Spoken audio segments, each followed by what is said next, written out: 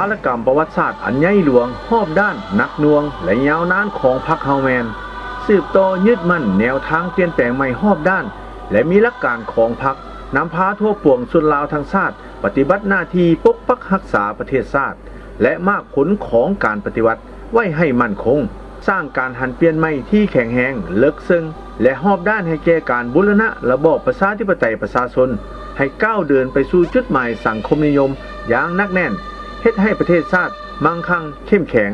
ประชาชนห่างมีผาสุขสังคมมีความสามัคคีเป็นปึกแผ่นประชาธิปไตยยุติธรรมและศรีวิไลกองประชุมใหญ่ผู้แทนทั่วประเทศครั้งที่8ของพรรคประชาชนปฏิวัติลาวจัดขึ้นในวันที่18 21 มีนาปี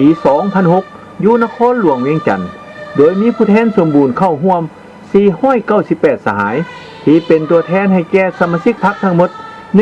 148,590 สหายในทั่วประเทศกองประชุมได้ตีราคาสูงต่อความสะดุ้งไวและความสามารถประดิษฐ์สร้างของพรรคเฮาในการมูลใช้ทฤษฎีมาร์กเลนินและบทเรียนปฏิวัติเข้าในการวางและบูรณะแนวทางของพรรคโดยเฉพาะแมนความเป็นเจ้าการริเริ่มวางแนวทางเปลี่ยนแปลงใหม่ออกอย่างทันการและได้นำพาชี้นำจัดตั้งปฏิบัติอย่างมีหลักการและสามารถญาติได้ผลสำเร็จมาเป็นก้าวๆกองประชุมได้ยืนยันเกี่ยวกับการเสริมขยาย5บทบาทแห่งการเปลี่ยนแปลงใหม่เข้าในภารกิจปกปักรักษาและสร้างสาพัฒนาประเทศชาติในขั้นต่อไปคือสืบต่อเพิ่มทวีความสามัคคีเป็นเอกภาพในทั่วพรรคทั่วปวงชนติดแน่นกับการเชิดชูน้ำใจรักชาติเสริมขยายจิตใจเอกราชเป็นเจ้าตนเองพึ่งตนเองและสร้างความเข้มแข็งด้วยตนเองอันนี้ถือเป็นปัจจัยตัดสินผลสำเร็จของภารกิจเปลี่ยนแปลงใหม่ยึดมั่นแนวทางอิงใส่ประชาชนเสริมขยายกำลังแห่งอันมหาศาลของประชาชนและเฮ็ดทุกสิ่งอย่างเพื่อผลประโยชน์ของประชาชนเด็ดเดียวสกัดกั้นและกำจัดปัดเป่าพยาธิอาชญาสิทธิ์เปลี่ยนแปลงใหม่ต้องรับประกันเสถียรภาพทางด้านการเมืองความสงบและความเป็นระเบียบเรียบร้อยของสังคมเอาปัญหานี้เป็นพื้นฐานในการสร้างสาพัฒนาการสืบต่อภารกิจเปลี่ยนแปลงใหม่ต้องดำเนินไปอย่างครบสุดรอบคอบด้วยบัตร9อันเหมาะสมโดยยึดมั่น6หลักการพื้นฐานปรับปรุงและเพิ่มทวีบทบาทการนำพาของพรรคในทุกโครงเขตเวียกงานพร้อมกันนั้นก็เชิดสู่ความศักดิ์สิทธิ์แห่งการคุ้มครองของรัฐตามกฎหมายเสริมขยายสิทธิเป็นเจ้าของประชาชนรับประกันให้แก่การสร้างสาพัฒนาดำเนินไปถูกต้องตามแนวทางและจุดหมายของพรรคตั้งหน้าปฏิบัติทิศนำแห่งการเสริมขยายกำลังแห่งสังรวมของชาติสมทบกับกำลังแห่งของยุคสมัยย่านแย่งเอาการสนับสนุนช่วยเหลือจากสากลอย่างมีหลักการเพื่อสุขยู่การสร้างสาพัฒนาประเทศชาติให้ก้าวหน้าขยายตัวอย่างบ่หยุดยั้งกองประชุมได้เป็นเอกภาพอย่างสมบูรณ์และแสดงความตัดสินใจสู้ชนปฏิบัติ7ทิศทางหน้าที่รวมดังนี้ 1. เพิ่มทวีความสามัคคีเป็นเอกภาพภายในพรรคและความเป็นปึกแผ่นในทั่วสังคมยกสูงจิตใจสู่ชนความดูมันประดิษฐ์สร้างและน้ำใจรักชาติเอกราชเป็นเจ้าตนเองสร้างความเข้มแข็งด้วยตนเองในภารกิจปกปักรักษาและพัฒนาประเทศชาติโดยถือเอาการพัฒนาเศรษฐกิจเป็นใจกลางยู่แห่งการเติบโตทางด้านเศรษฐกิจติดพันกับการแก้ไขปัญหาสังคม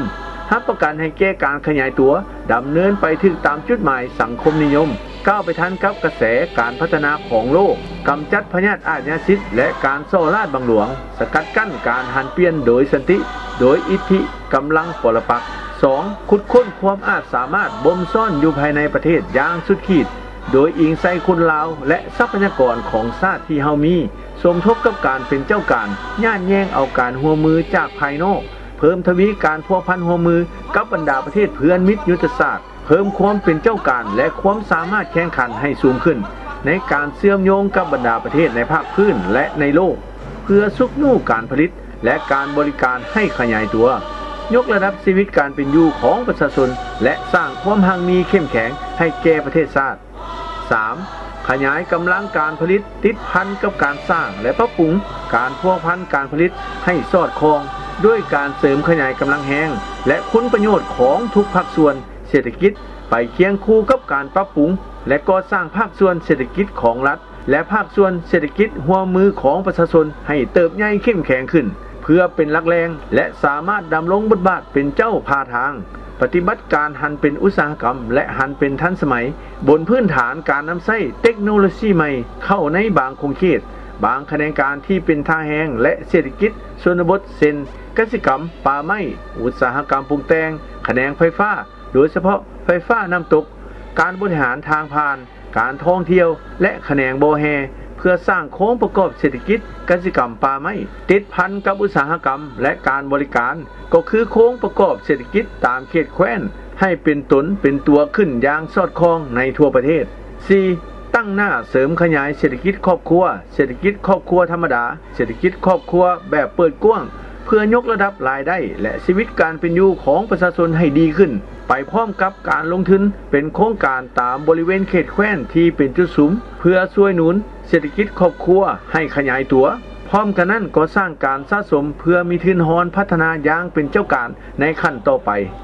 5. เอาใจใส่พัฒนาการศึกษาสาธารณสุขและวัฒนธรรมในใส่สร้างบุคลากรที่มีความรู้ความสามารถมีสีมือมีวิชาการและพลานามัยสมบูรณ์ให้ได้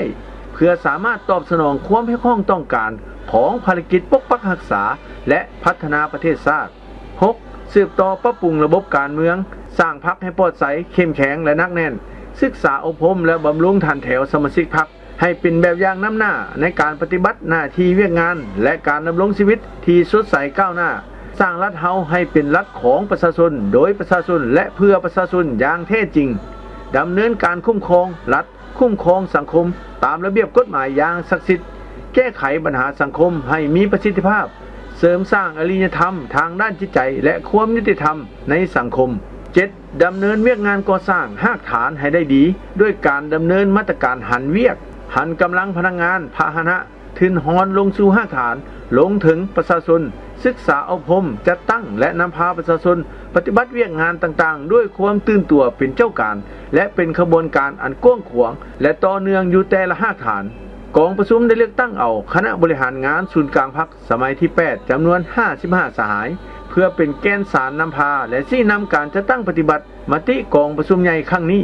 กองประชุมครบคณะบริหารงานศูนย์กลางพรรคครั้งปฐมฤกษ์สมัยที่ 8 ได้เป็นเอกภาพเลือกตั้งกลุ่มการเมือง 11 สหายคือสหายจูมลีไสยสอนสหายสมานวิญญเกตสหายท้องสิงห์ธรรมวงศ์สหายบุญยังวรจิตสหายศรีสวัสดิ์แก้วบุญพันธ์สหายอาสร้างลาวลี่สหายบัวสอนบุพภาวันสหายทองลุ้นศรีสุริตสหายพ้นตีดวงใจพิจิตรสหายสมสวัสดิ์เล่งสวัสดิ์สหายนางปานียาโทตู้กองประชุมได้เป็นเอกภาพกันอย่างสมบูรณ์เลือกตั้งเอาสหายจูมลีไสยสอนเป็นเลขาธิการใหญ่คณะบริหารงานศูนย์กลางพรรคเลือกตั้งเอาคณะเลขาธิการศูนย์กลางพรรคจำนวน 7 สหายกองประชุมได้เลือกตั้งเอาสหายอาสร้างลาวลี่เป็นประธานคณะกรรมาธิการกวดกาขั้นศูนย์กลางสหายท้องสีอ้วนราศีและสหายจันทร์สุขบุญประจิตเป็นห้องประธาน